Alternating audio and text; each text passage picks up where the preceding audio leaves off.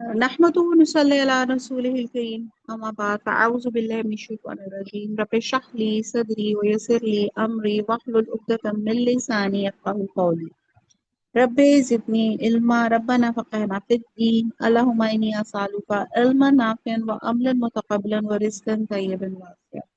अस्सलामु अलैकुम व रहमतुल्लाहि व बरकातुहू। अल्हम्दुलिल्लाह पारा नंबर 26 है और सूरह क़ाफ हम लोग कर रहे हैं। आउज़ु बिल्लाहि मिनश शैतानिर रजीम बिस्मिल्लाहिर रहमानिर रहीम। आयत नंबर 11 रिज़्क़न रिस्क लिल इबादी बंदों के लिए व अहयैना हई से है जिंदगी और ना हम और जिंदा किया हमने बिही उसके साथ बलदातन शहर मैता मुर्दा कजालिका इसी तरह अल खुरूज अखराज से है एग्जिट से है निकल पड़ता है। बा मुहावरा आयत नंबर 11 ये सब कुछ बंदों को रोजी देने के लिए किया है और इस पानी से हमने शहर मुर्दा यानी कि जमीन को जिंदा किया और बस इसी तरह क़यामत के रोज निकल पड़ना है।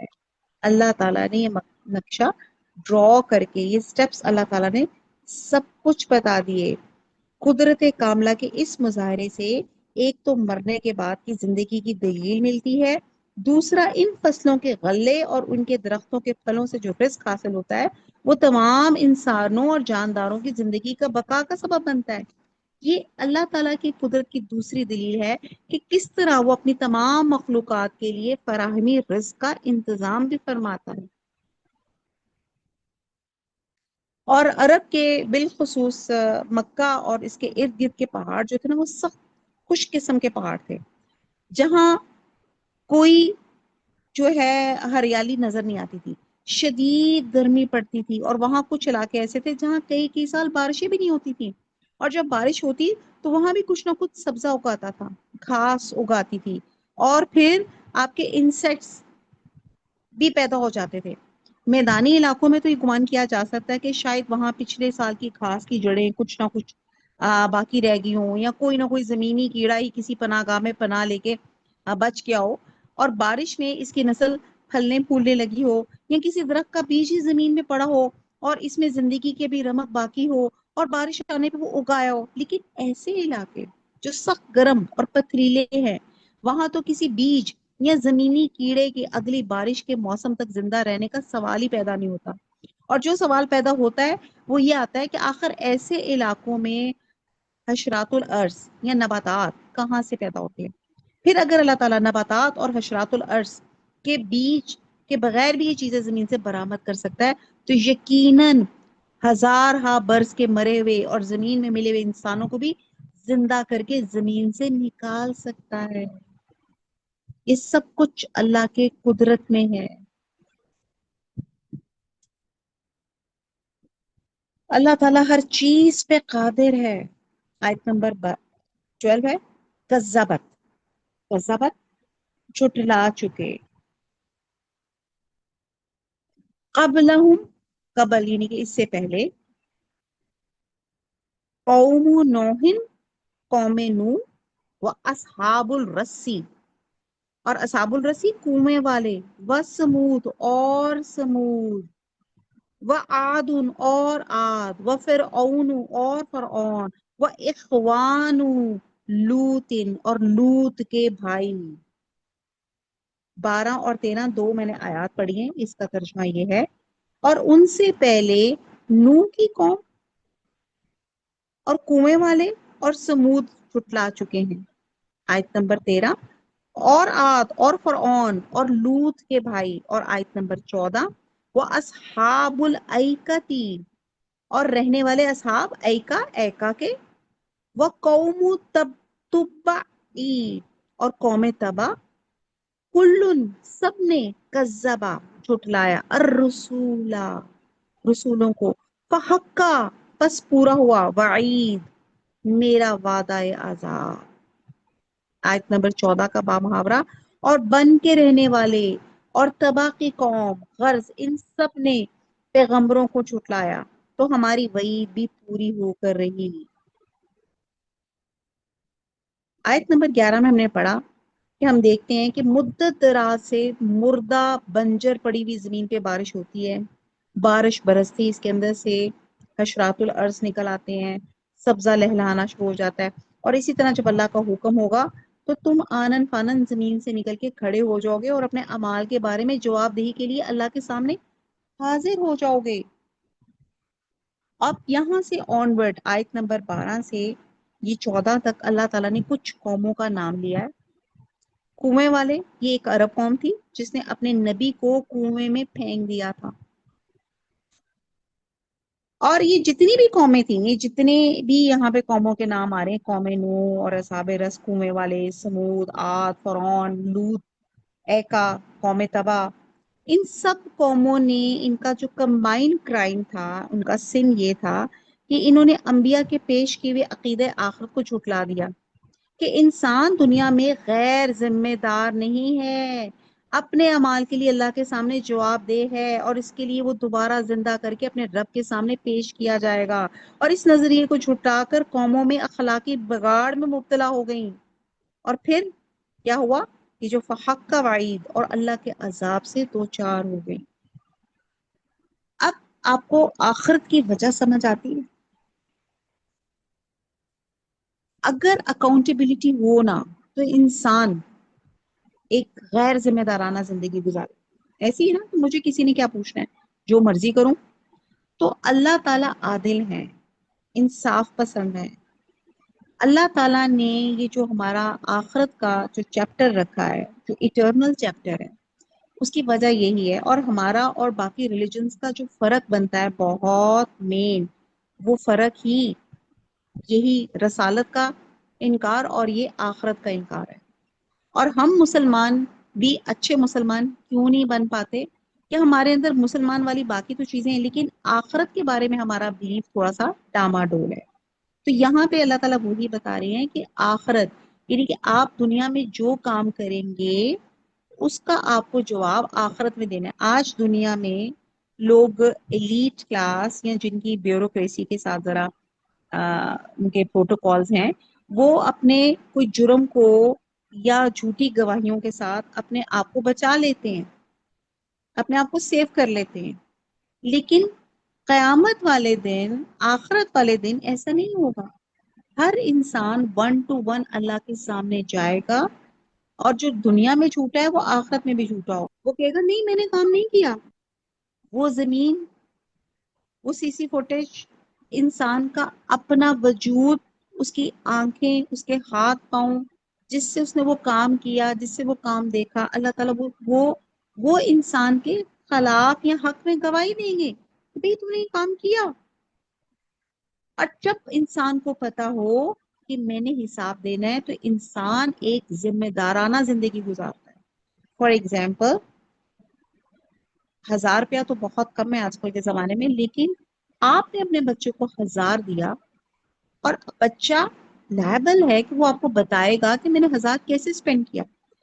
اب وہ کیا کرے گا؟ وہ لکھے گا، اچھا 1000 روپیہ، اچھا وہ تو کہانی ختم ہو جاتی ہے، 70 روپے کے کرکرے کھائے، اور 150 کی میں نے اسٹنگ، 200 کا میں نے پتہ نہیں کیا ریڈ بل پی لیا، فلانا ایک برگر لے لیا، تو وہ پورا حساب دے گا۔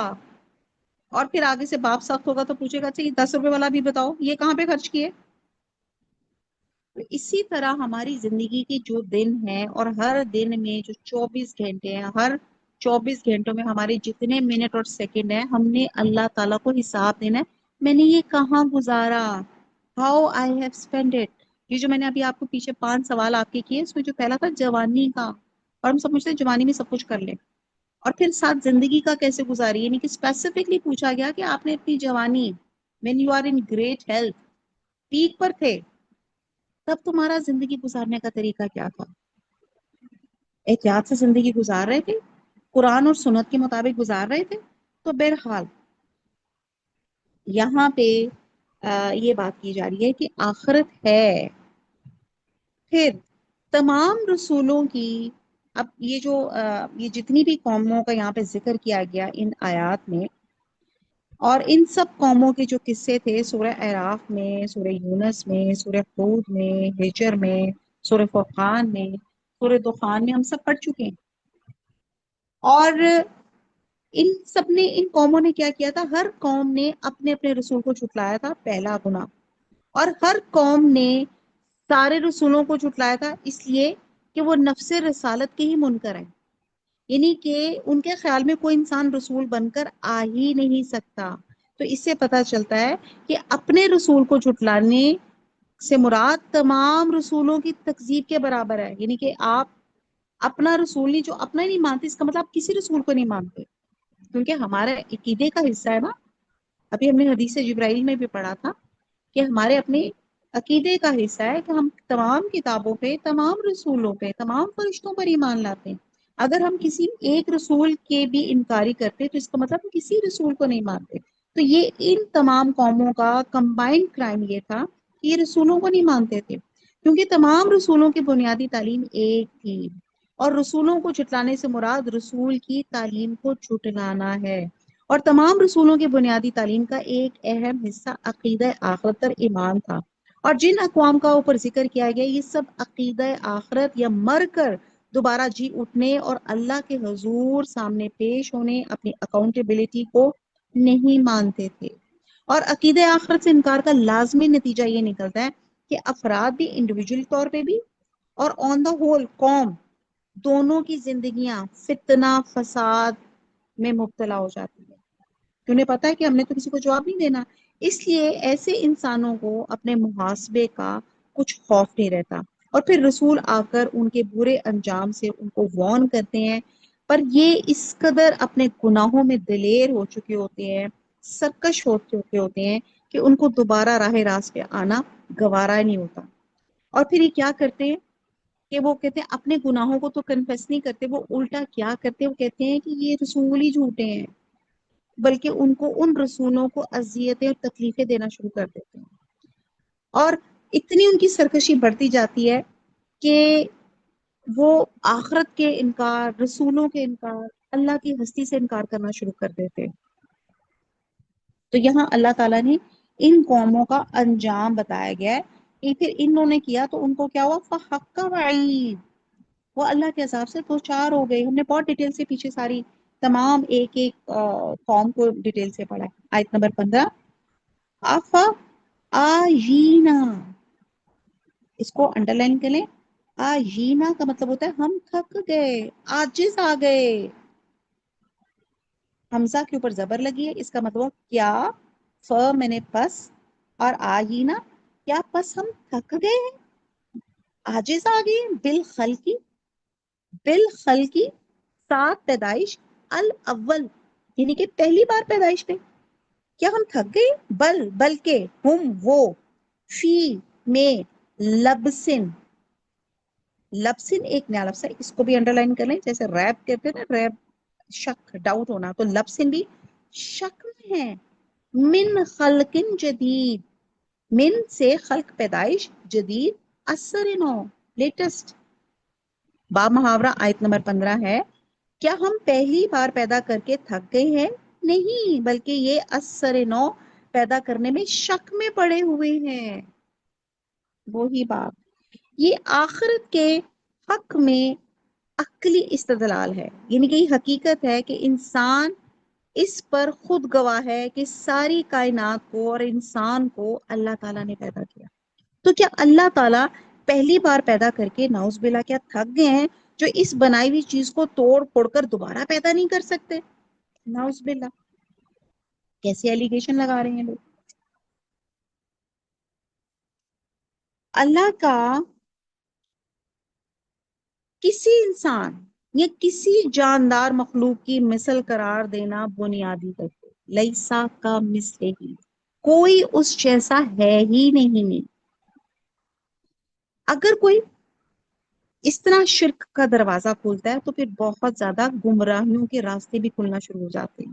اور وہ یہ سمجھتے ہیں کہ جس طرح یہ منکرین آخرت کی بات کی جا رہی ہے کہ جس طرح ہم کام کرتے کرتے تھک جاتے ہیں، تھک جاتے ہیں نا. کون بندہ ہے جو کہتا ہے کہ میں تھکتا ہی نہیں ہوں؟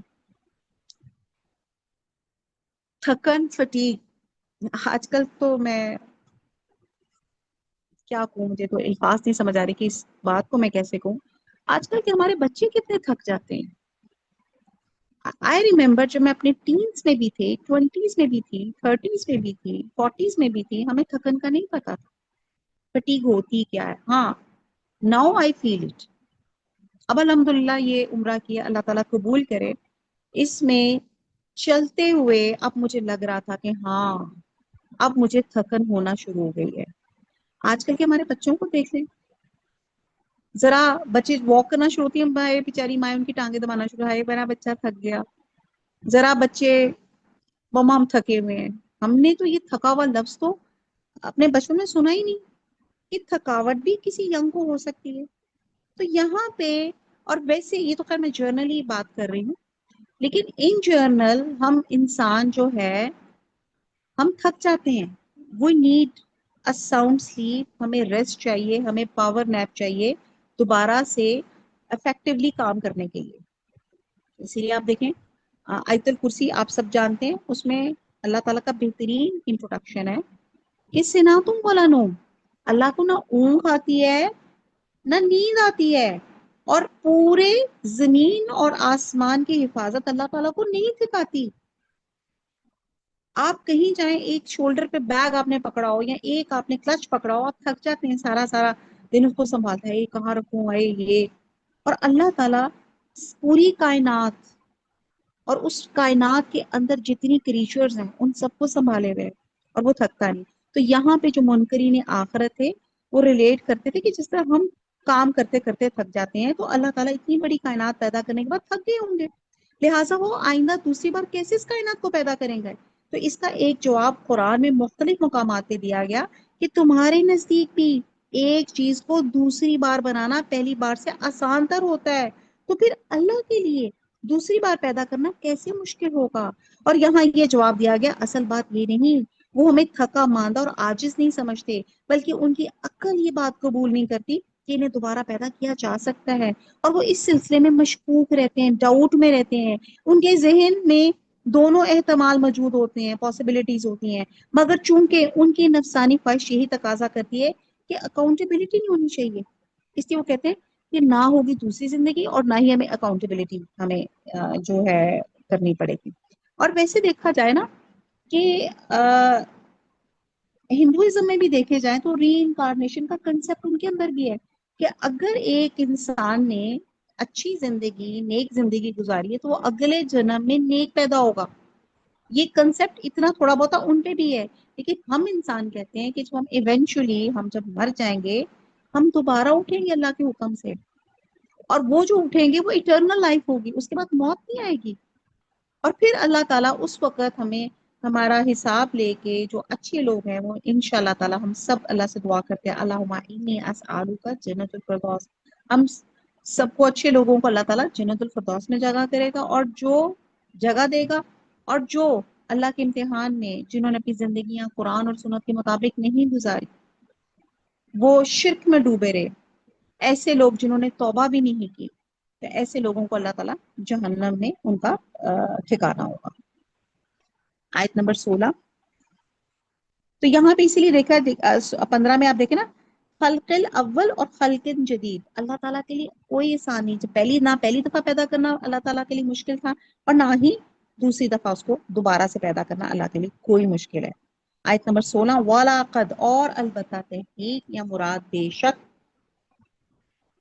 خلقنا، پیدا کیا ہم نے، الانسان، انسان کو، وَنَعْلَمُ، اور نعلم علم سے ہے، اور نون میں نے ہم علم رکھتے ہیں، ہم جانتے ہیں، ماں جو، تو، وس، ویسو، اردو میں بھی لفظ کیا ہے وسوسہ،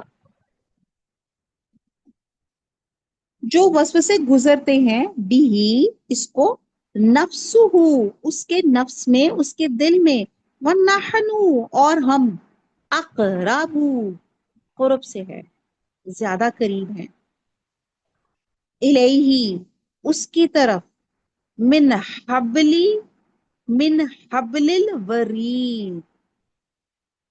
اب یہ حبل الورید اس کو آپ انڈر لائن کر لیں،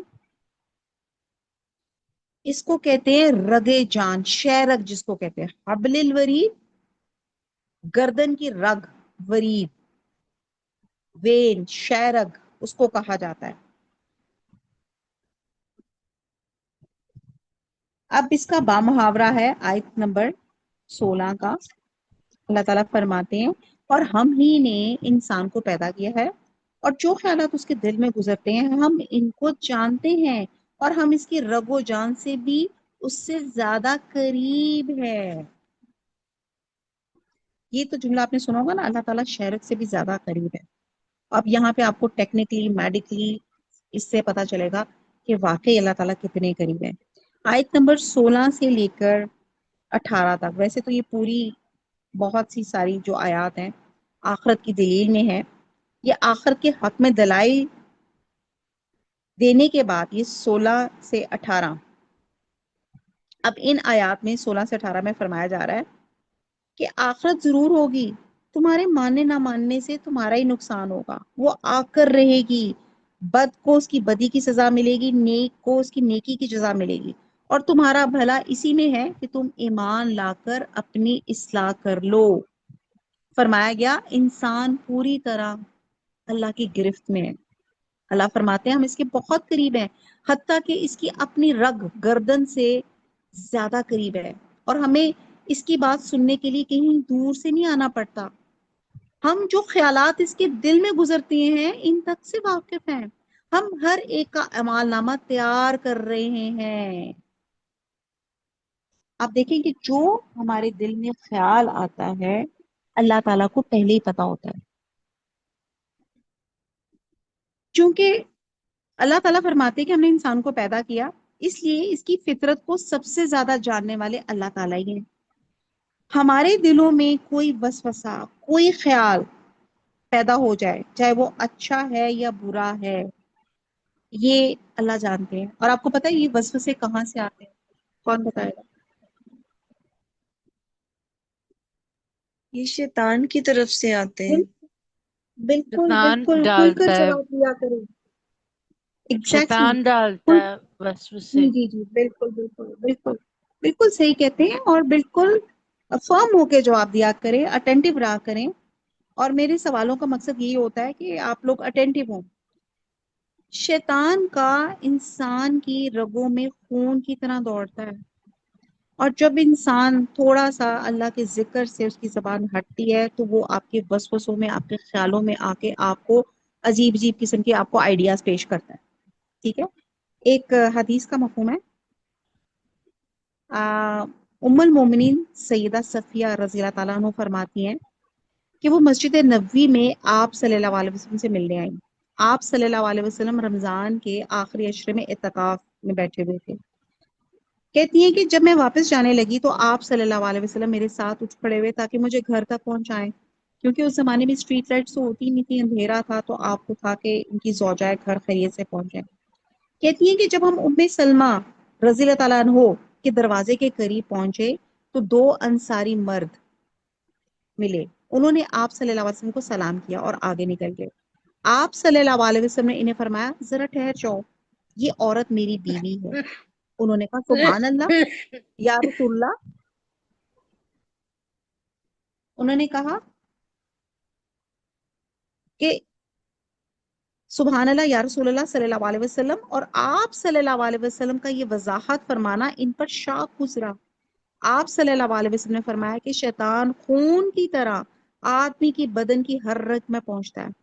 میں ڈرا کہ کہیں تمہارے دل میں کوئی وسوسہ نہ ڈال دے. اب آپ دیکھیں یہ حضور صلی اللہ علیہ وسلم پروفٹ ہو کے، صادق ہو کے، امین ہو کے اپنی کلیریفیکیشن خود دے رہے ہیں کہ تاکہ کوئی مس انڈرسٹینڈنگ نہ پیدا ہو، شیطان ان کے دماغ میں بات نہ ڈال دے کہ رات کے وقت حضور صلی اللہ علیہ وسلم کسی عورت کے ساتھ کہاں جا رہے ہیں. تو آپ نے اپنی کلیریفیکیشن، ان کی مس انڈرسٹینڈنگ جو ابھی آئی بھی نہیں تھی، آپ نے پہلی دور کر دی کہ یہ میری سوچ ہے. اللہ کی یہ قربت اس کے علم اور اس کی قدرت کے لحاظ سے ہے، نہ کہ اس کی ذات کے لحاظ سے، کیونکہ اللہ کی ذات تو ساری کائنات سے اوپر عرش پر ہے، اور انسان کی جان یا نفس یا روح کا مسکن انسان کا دل ہے. تو جب اللہ اپنے علم کے لحاظ سے انسان کے دل اور اس میں پیدا ہونے والے خیالات تک کو جانتا ہے، تو رگ و جان یا رگ گردن جو گلے کے سامنے کی طرف ہوتی ہے وہ تو دل سے کافی دور ہے. اس لحاظ سے اللہ تعالیٰ اس کی رگ جان سے بھی زیادہ اس کے قریب ہے.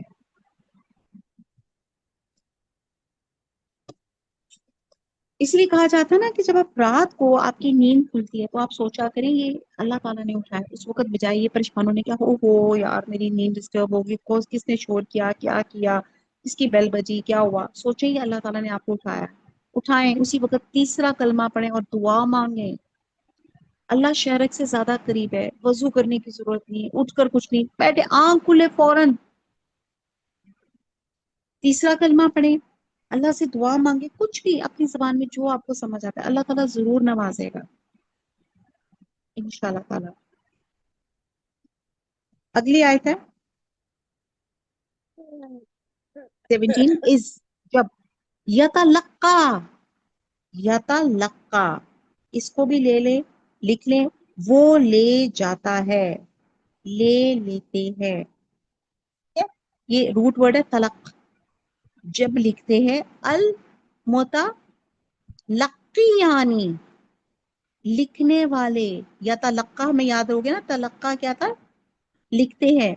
تو متلقیانی وہ لکھتے ہیں، انل جمینی سے جمین دائیں، وہ انل شمالی اور سے بائیں. قعید قعید قاعدہ سے ہے بیٹھنے والے. با محاورہ دیکھتے ہیں کہ جب وہ کوئی کام کرتا ہے تو دو لکھنے والے جو دائیں بائیں بیٹھتے ہیں لکھ لیتے ہیں. اب بتائیں یہ کس کی طرف اشارہ ہے؟ چلیں آپ کو کلو دیتی ہوں، یہ کوئی فرشتوں کا نام ہے، وہی بتا دیں یہ یہ ہمارے کون ہے. جو لیفٹ سائڈ پھر رائٹ سائڈ پہ فرشتے بیٹھے ہیں نا. ماشاء اللہ ماشاء اللہ کرامن کاتبین، ویری گڈ، رحمت بالکل آپ نے اللہ. ٹھیک بتایا.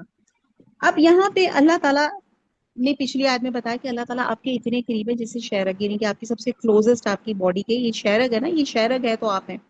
اللہ تعالیٰ کہتے ہیں میں اتنا قریب ہوں، اور اللہ تعالیٰ کہتے ہیں میں اتنا عادل ہوں کہ میں آپ کی انسان کی ہر چیز کی، جیسے میں آپ آج کل کے زمانے کی لینگویج یوز کری ہوں، سی سی فوٹیج، آپ کا ہر چیز کا ریکارڈ رکھا ہے. اور ریکارڈ رکھنے کے لیے اللہ تعالیٰ نے اور بھی بے شمار فرشتے ہیں، لیکن دو خصوصاً یہاں پہ ذکر کیا گیا، کرامن کاتبین جو آپ کے رائٹ میں بیٹھتا ہے، جو آپ کی نیکی کی باتوں نیکی کی ڈیڈز کو ریکارڈ کرتا ہے، اور ایک آپ کی نیکی اور بھلائی کے اقوال و افعال کو ریکارڈ کرتا ہے، اور دوسرا جو بائیں طرف بیٹھتا ہے وہ بدی کو ریکارڈ کر رہا ہوتا ہے. اور یہ ضروری نہیں ہے کہ یہ فرشتے قلم دوات لے کے ہر بات کو قلم بند کر رہے ہوں، بلکہ اس کے اور بھی بہت سے طریقے ہیں. جیسے آج کل کے زمانے میں ہم آواز ریکارڈ کر لیتے ہیں یا ویڈیو بنا لیتے ہیں.